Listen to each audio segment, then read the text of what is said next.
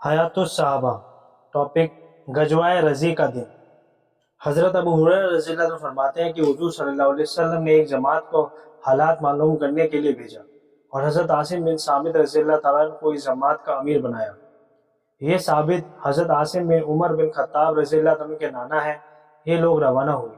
جب یہ عسفان اور مکہ کے بیچ حداد جگہ پر پہنچ گئے تو حذیل کے قبیلے بنو لحیان سے اس جماعت کا لوگوں نے تذکرہ کیا تو بنو لحیان لگ بھگ 100 تیر اندازوں کو لے کر ان کا پیچھا کرنے کے لیے چلے۔ ان کے قدموں کے نشانوں پر چلتے چلتے اس جگہ پہنچے جہاں اس جماعت نے پڑاؤ ڈالا تھا۔ یہ لوگ مدینہ سے سفر کے لیے جو کھجوریں لے کر چلے تھے ان کی گٹھلیاں بنو لحیان کو اس جگہ ملی، جسے دیکھ کر بنو لحیان نے کہا یہ تو یثرب مدینہ کی کھجوریں ہیں۔ بنو لحیان ان کے پیچھے چلتے چلتے ان تک پہنچ گئے۔ جب حضرت عاصم بن اور ان کے ساتھیوں کو اس کا پتہ چلا کہ وہ ایک پہاڑی پر چڑھ گئے اور بنو لحیان نے آ کر ان کو چاروں طرف سے گھیر لیا۔ اس نے کہا کہ ہم تم سے پکا وعدہ کرتے ہیں اگر تم ہمارے پاس نیچے اتر آؤ گے تو ہم تم سے ایک آدمی کو بھی قتل نہیں کریں گے۔ حضرت عاصم نے کہا کہ میں کسی کافر کی پناہ میں نہیں آنا چاہتا ہوں، یہ دعا کہ اللہ ہماری طرف سے اپنے نبی کو خبر پہنچا دے۔ اس پر بنو لحیان نے اس جماعت سے لڑائی شروع کر دی۔ حضرت عاصم کو ان کے ساتھ ساتھیوں سمیت تیروں سے شہید کر دیا گیا۔ حضرت خبیب اور حضرت زید اور ایک صحابی زندہ رہ گئے۔ بنو لحیان نے ان کو فی القول وہ قرار دیا جس پر یہ تینوں نیچے اتر آئے۔ جب بنو لحیان نے ان تینوں پر قابو پا لیا تو ان لوگوں نے ان کی کمانوں کے تانت اتار کر ان کو تانت سے باندھ دیا۔ اس پر اس تیسرے صحابی نے کہا کہ یہ پہلی وعدہ خلافی ہے، ان کے ساتھ جانے سے انکار کر دیا۔ کافروں نے انہیں ساتھ لے جانے کے لیے بہت کھینچا اور زور لگایا لیکن یہ نہ مانے۔ آخر انہوں نے ان کو شہید کر دیا۔ حضرت خبیب اور حضرت زید کو لے کر مکہ چلے گئے اور بیچ دیا۔ حارث بن عامر بن نوفیل کی اولاد نے حضرت خبیب کو خرید لیا۔ حضرت خبیب نے ہی حارث بن عامر کو بدر کی لڑائی کے دن قتل کیا تھا۔ یہ کچھ دنوں تک ان کے پاس قید میں رہے، یہاں تک کہ جب لوگوں نے حضرت خبیب کو قتل کرنے کا فیصلہ کر لیا تو حضرت خبیب نے حارث کی ایک بیٹی سے ناف کے نیچے کے بال صاف کرنے کے لیے استرا مانگا۔ اس نے ان کو استرا دے دیا۔ وہ کہتی ہے کہ میری بے خیالی میں میرا ایک بیٹا چلتا ہوا ان کے پاس پہنچ گیا۔ انہوں نے اسے اپنی ران پر بٹھا لیا۔ میں نے جب اسے یوں بیٹھا ہوا دیکھا تو میں بہت گھبرا گئی کہ ان کے ہاتھ میں استرا ہے، کہیں یہ میرے بیٹے کو قتل نہ کر دے۔ وہ میری گھبراہٹ کو بھانپ گئے تو انہوں نے کہا کہ کیا تمہیں یہ ڈر ہے کہ میں اسے قتل کر دوں گا؟ انشاءاللہ میں یہ کام بالکل نہیں کروں گا۔ وہ کہا کرتی تھی کہ میں نے حضرت خبیب سے بہتر کوئی قیدی نہیں دیکھا۔ میں نے ان کو دیکھا ہے کہ وہ انگور کے ایک خوشے میں سے کھا رہے تھے، حالانکہ اس دن مکہ میں کوئی پھل نہیں تھا۔ وہ خود لوہے کی زنجیر میں بندھے ہوئے تھے جس کی وجہ سے وہ کہیں سے جا کر لا بھی نہیں سکتے۔ وہ تو اللہ نے ہی ان کو اپنے غیب سے روزی دے رکھی تھی۔ ان کو قتل کرنے کے لیے وہ لوگ ان کو حرم سے باہر لے چلے۔ انہوں نے کہا ذرا مجھے چھوڑو، میں 2 رکعت نماز پڑھ لوں۔ نماز سے فارغ ہو کر ان کے پاس واپس آئے۔ ان سے کہا کہ اگر مجھے یہ خیال نہ ہوتا کہ تم لوگ یہ سمجھو گے کہ میں موت سے گھبرا گیا ہوں تو میں اور نماز پڑھتا۔ قتل کے وقت 2 رکعت نماز پڑھنے کی سنت کی شروعات سب سے پہلے حضرت خبیب نے کی۔ پھر انہوں نے یہ بد دعا کی اے اللہ ان میں سے ایک کو بھی باقی نہ چھوڑنا۔ پھر انہوں نے یہ شعر پڑھے، جب مجھے مسلمان ہونے کی حالت میں قتل کیا جا رہا ہے تو اب مجھے اس کی کوئی پرواہ نہیں کہ میں اللہ کے لیے قتل ہو کر کس کروٹ گروں گا، اور میرا یہ قتل ہونا اللہ کی ذات کی وجہ سے ہے۔ اگر اللہ چاہے تو وہ میرے جسم کے کٹے ہوئے حصوں میں برکت ڈال سکتا ہے۔ پھر عقبہ بن حارث نے کھڑے ہو کر ان کو قتل کر دیا۔ حضرت عاصم نے بدر کی لڑائی کے دن قریش کے ایک بڑے سردار کو قتل کیا تھا، اس لیے قریش نے کچھ آدمیوں کو بھیجا کہ وہ ان کے جسم کا کچھ حصہ کاٹ کر لے آئے جس سے وہ ان کو پہچان سکے۔ تو اللہ نے شہد کی مکھیوں کا ایک گول ان کے جسم پر بھیج دیا جنہوں نے ان لوگوں کو قریب نہ آنے دیا، وہ ان کے جسم میں سے کچھ نہ لے جا سکے۔ حضرت عاصم بن عمر بن قتادہ رضی اللہ عنہ فرماتے ہیں کہ احد کی لڑائی کے بعد قبیلہ ازل اور قبیلہ قارہ کی ایک جماعت حضور صلی اللہ علیہ وسلم کی خدمت میں آئی۔ انہوں نے کہا اے اللہ کے رسول صلی اللہ علیہ وسلم ہم لوگوں میں اسلام آ چکا ہے، آپ ہمارے ساتھ اپنے کچھ صحابہ بھیج دیجیے جو ہمیں دین کی باتیں سمجھائیں، ہمیں قرآن پڑھائیں، اسلام کے حکم ہمیں سکھائیں۔ حضور صلی اللہ علیہ وسلم نے ان کے ساتھ اپنے ساتھیوں میں سے 6 آدمی کو بھیج دیا۔ روایت کرنے والے نے 6 آدمیوں کا تذکرہ بھی کیا۔ یہ لوگ اس جماعت کے ساتھ چل پڑے۔ جب یہ رضی نامی جگہ پر پہنچے ہوئے قبیلہ حذیل کا ایک چشمہ ہے جو حجاز کے ایک کنارے پر ہدا نامی جگہ کے شروع میں ہے۔ تو اس جماعت نے اس صحابہ سے غداری کی اور انہوں نے قبیلہ حذیل کو ان کے خلاف مدد کے لیے بلایا۔ یہ صحابہ اطمینان سے اپنی قیام گاہ میں ٹھہرے ہوئے تھے۔ اچانک ان کو ہاتھوں میں تلواریں لیے ہوئے بہت سے آدمیوں نے گھیر لیا تو یہ لوگ گھبرا گئے۔ صحابہ نے ان سے لڑنے کے لیے اپنی تلواریں ہاتھوں میں پکڑ لی تو کافروں نے ان سے کہا، اللہ کی قسم، ہم تمہیں قتل کرنا نہیں چاہتے، بلکہ ہم تو تمہارے بدلے میں مکہ والوں سے کچھ مال لینا چاہتے ہیں۔ ہم تمہیں اللہ کا عہد و پیمان دیتے ہیں کہ ہم تمہیں قتل نہیں کریں گے۔ حضرت مرثد اور حضرت خالد بن بکیر اور حضرت عاصم بن ثابت رضی اللہ تعالیٰ نے فرمایا، ہم کسی مشرک کا عہد و پیمان کبھی قبول نہیں کریں گے۔ حضرت عاصم بن ثابت نے نیچے لکھے شعر پڑھے، میں بیمار نہیں ہوں بلکہ میں تو طاقتور تیر انداز ہوں، اور میری کمان میں مضبوط تانت لگا ہوا ہے۔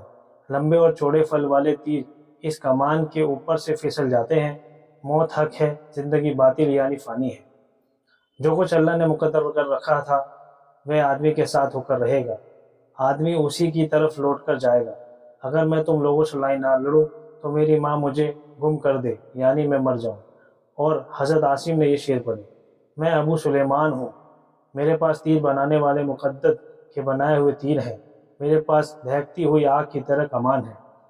تیز رفتار اونٹوں پر سوار ہو کر جب بہادر آدمی آئے تو میں کپ کپی نہیں محسوس کرتا، کیونکہ بہادر ہوں، بزدل نہیں ہوں۔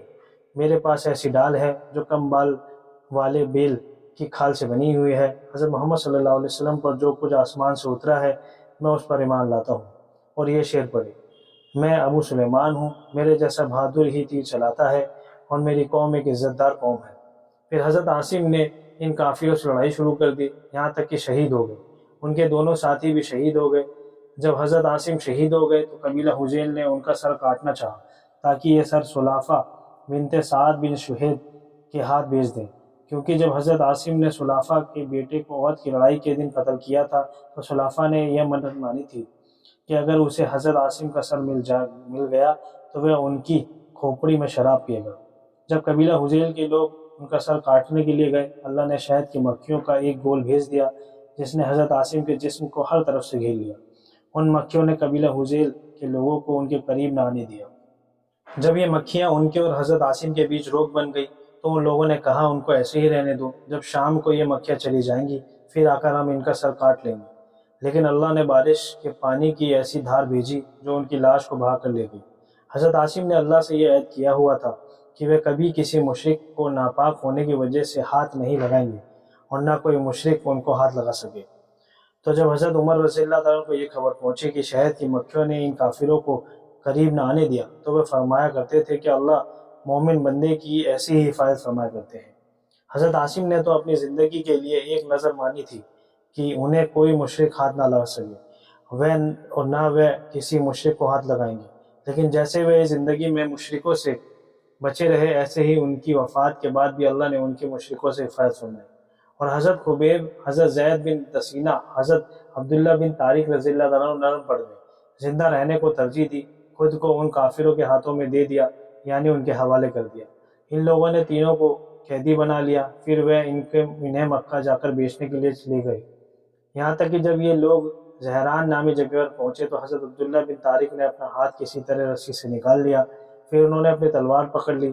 وہ کافر ان سے پیچھے ہٹ گئے، ان کو پتھر مارنے لگے، یہاں تک کہ ان کو پتھر مار کر شہید کر دیا۔ ان کی قبر زہران میں ہے۔ اور وہ کافر حضرت خبیب اور حضرت زید کو مکہ لے گئے۔ قبیلہ حذیل کے 2 آدمی مکہ میں قید تھے۔ ان کافروں نے ان دونوں کو اپنے 2 قیدیوں کے بدلے میں قریش کے ہاتھ بھیج دیا۔ حضرت خبیب کو حذیر بن ابی احاب تمیمی نے خریدا۔ حضرت زید بن دسینہ کو صفوان بن امیہ نے اس لیے خریدا تاکہ انہیں اپنے باپ کے بدلے کا قتل کر سکے۔ صفوان نے نستاس نامی اپنے غلام کے ساتھ ان کو تنعیم بھیجا، قتل کرنے کے لیے ان کو حرم مکہ سے باہر نکالا۔ قریش کا ایک مجمع جمع ہو گیا جن میں ابو سفیان بن حرب بھی تھے۔ جب حضرت زید کو قتل کرنے کے لیے آگے کیا گیا تو ان سے ابو سفیان نے کہا، اے زید، میں تمہیں اللہ کی قسم دے کر پوچھتا ہوں، کیا تم کو یہ پسند ہے کہ محمد صلی اللہ علیہ وسلم اس وقت ہمارے پاس ہوں، ہم تمہاری جگہ ان کی گردن مار دیں، تم اپنے گھر والوں کے ساتھ رہو؟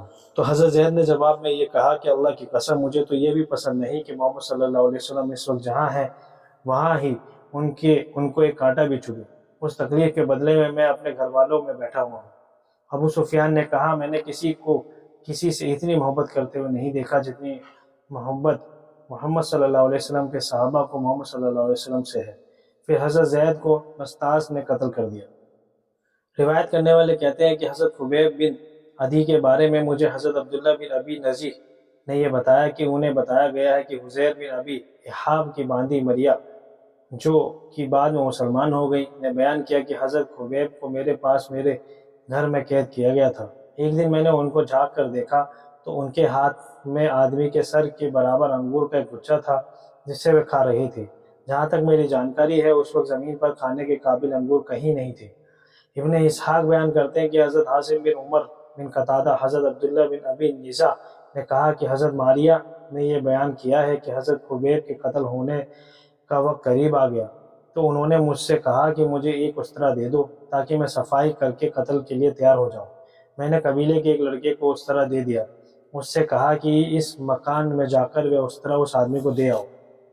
हज़रत मारिया कहती हैं कि जो ही वो लड़का उस्तरा लेकर उनकी तरफ चला तो मैंने कहा, मैंने ये क्या किया? अल्लाह की कसम, उस आदमी ने तो अपने खून का बदला पा लिया। ये उस लड़के को कत्ल कर देगा, इस तरह अपने खून का बदला ले लेगा।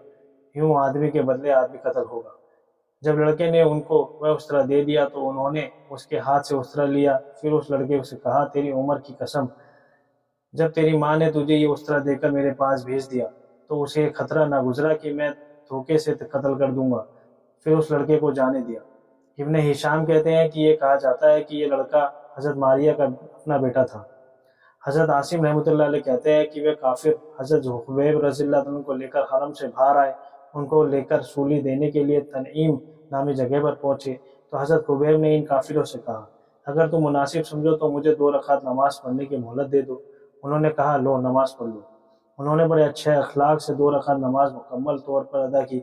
फिर उन काफिरों की तरफ मुतवज्जे होकर फरमाया, गौर से सुनो, अल्लाह की कसम, अगर मुझे ये ख्याल न होता कि तुम लोग समझोगे कि मैं मौत के डर से वजह से नमाज लंबी कर रहा हूँ तो मैं और नमाज पढ़ता। कत्ल के वक्त 2 रकात नमाज पढ़ने की सुन्नत तो हज़रत खुबैब ने मुसलमानों के लिए सबसे पहले शुरू किया। फिर काफिरों ने उनको सूली के तख्ते पर लटका दिया। जब उन्होंने अच्छी तरह बांध दिया तो उन्होंने फरमाया, अल्लाह, हमने तेरे रसूल का पैगाम पहुंचा दिया है। हमारे साथ जो कुछ किया जा रहा है उसकी सारी खबर कल अपने रसूल को दे देना। फिर उन्होंने ये बद्दुआ की, ए अल्लाह, इनमें से किसी को बाकी ना छोड़ना, उनको एक एक करके मार देना, इनमें से एक को भी बाकी ना छोड़ना। फिर इन काफिरों ने उनको कत्ल कर दिया। हज़रत मुआविया बिन अबी सुफियान रज़ियल्लाहु अन्हु फरमाया करते हैं कि मैं भी उस दिन अपने वालिद अबू सुफियान के साथ दूसरे काफिरों के साथ वहाँ मौजूद था। मैंने अपने वालिद को देखा कि वे हज़रत खुबैब की बद्दुआ के डर से मुझे ज़मीन पर लिटा रहे थे, क्योंकि उस ज़माने में लोग कहा करते थे कि जिसके खिलाफ बद्दुआ हो रही है वह अपने पहलू पर लेट जाए तो वह बद्दुआ नहीं लगती बल्कि उससे फिसल जाती है। मगाज़ी मूसा बिन उकबा में ये मजमून है कि हज़रत खुबैब और हज़रत ज़ैद बिन दसीना रज़ियल्लाहु ताला अन्हु दोनों एक दिन शहीद किए गए। जिस दिन ये लोग कत्ल किए गए उस दिन सुना गया हो कि हुज़ूर सल्लल्लाहु अलैहि वसल्लम फरमा रहे थे, वालेकुम अस्सलाम या वालेकुम अस्सलाम, खुबैब को कुरैश ने कत्ल कर दिया। आपने ये बताया कि जब काफिरों ने हज़रत खुबैब को सूली पर चढ़ा दिया तो उनको उनके दीन से हटाने के लिए काफिरों ने उनको तीर मारे, लेकिन इससे उनका ईमान और यकीन बढ़ गया। हज़रत उर्वा और हज़रत मूसा बिन उकबा रज़ियल्लाहु अन्हु फरमाते हैं कि जब काफिर हज़रत खुबैब को सूली पर चढ़ाने लगे तो उन्होंने ऊंची आवाज़ से उनको कसम देकर पूछा कि तुम ये पसंद करते हो कि हज़रत मोहम्मद सल्लल्लाहु अलैहि वसल्लम तुम्हारी जगह हो और उनको सूली पर चढ़ा दिया जाए? हज़रत खुबैब रज़ियल्लाहु अन्हु ने फरमाया, नहीं, बुलंद व बरतर, अल्लाह की कसम, मुझे तो ये भी पसंद नहीं कि मेरे बदले में उनके पाँव में कांटा भी चुभे। इस पर वे लोग हंसने लगे। इब्ने इसहाक ने इस बात को हज़रत ज़ैद बिन दसीना के किस्से में लिखा है, खुदा बेहतर जानता है। तबरानी ने हज़रत उर्वा बिन ज़ुबैर रज़ियल्लाहु अन्हु की लंबी हदीस जिक्र की है, जिसमें यह भी है कि जो मुशरिक बदर की लड़ाई के लिए दिन कत्ल किए गए थे उनके औलाद ने हज़रत खुबैब रज़ियल्लाहु ताला को कत्ल किया। जब मुशरिकों ने उनको सूली पर चढ़ाकर मारने के लिए उन पर हथियार तान लिए तो ऊंची आवाज़ से हज़रत खुबैब से कसम देकर पूछने लगे, क्या तुम पसंद करते हो कि हज़रत मोहम्मद सल्लल्लाहु अलैहि वसल्लम तुम्हारी जगह पर हो? उन्होंने फरमाया, नहीं, बुलंद व बरतर, अल्लाह की कसम, मुझे तो ये भी पसंद नहीं कि मेरे बदले में उनके पाँव में कांटा भी चुभे। इस पर वे काफिर हंसने पड़े।